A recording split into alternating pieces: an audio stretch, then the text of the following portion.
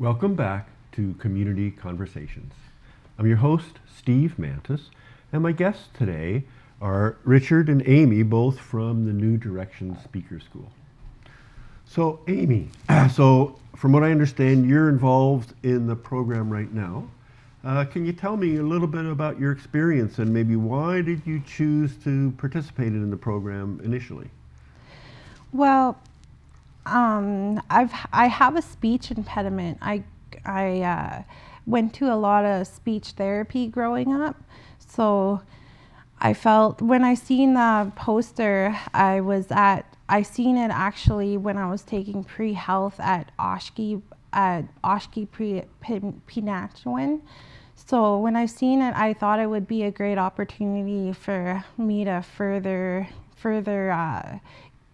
my skills in speaking. Yeah. And Oshki is like a little college in town, right? Yeah, yeah. It's connected to Confederation College. So I noticed as Richard was talking about the woos, right away you were in there doing the woos. Yeah. So are you finding is there a fun component in the speaker school? Yeah, it is fun. I look forward to going to class.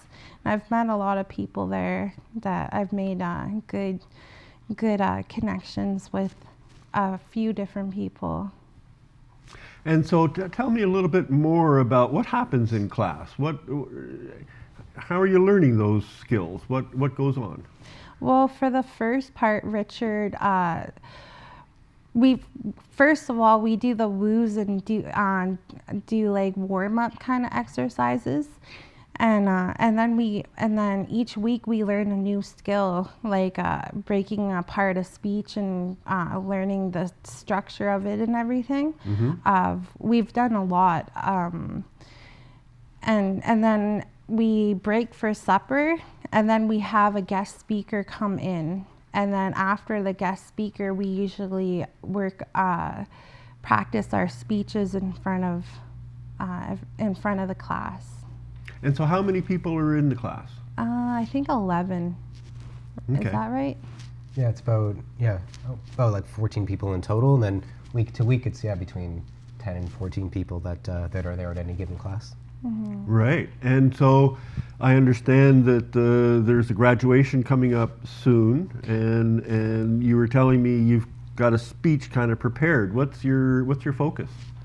Well, I'm the president of the Vale Limbrick Youth Action Group. We recently just formed, so my speech is about the events that led up to the formation of the youth group and the events that we put on in our future plans. So from what I understand when just speaking earlier, you are intending to use the training at the speaker school to help you move that initiative forward in your local neighborhood. Yeah. I found that I've been able to speak to the members of the youth group a lot clearer and portray what I trying to get across better since I've taken the speaker school. And so tell me a little bit about the youth group. What's involved there and which neighborhood, where are you at? We are located in the Vale Limbrick Youth Action Vale Limbrick area. So we gained access to the Limbricks Resource Center. It's one of the houses there, 87. We started meeting. We meet every Friday from 5 to 7. We just started in October. So we do monthly events. We're focusing on fundraising right now. One of our goals is to get computers and printers so that we could put them in the resource center and have people and then people can have access to them to print resumes and their schoolwork. So that's one thing we want to do, and that's going to be a part of our employment and education services. Another thing that we want to do is put a cork board on the wall and start putting job posting or job openings on the wall so that more people can see what jobs are available out there. And another thing, we're starting in January. We're starting our first programs in January. We're going to be doing a sharing circle, and we're going to be doing tutoring. With the tutoring, why we thought that was important is it creates an opportunity for the people to volunteer in their community. We're hoping that we can help elementary and high school students with any schoolwork that they need, and what we're hoping is that they can get tutored by their peers and adults in the neighborhood. So we're looking for volunteers for that, and we just finished our mission statement and objectives, and like basically we just want to make our neighborhood a better place, and we're gonna continue doing monthly events, and we're gonna establish programs and services to achieve that mission.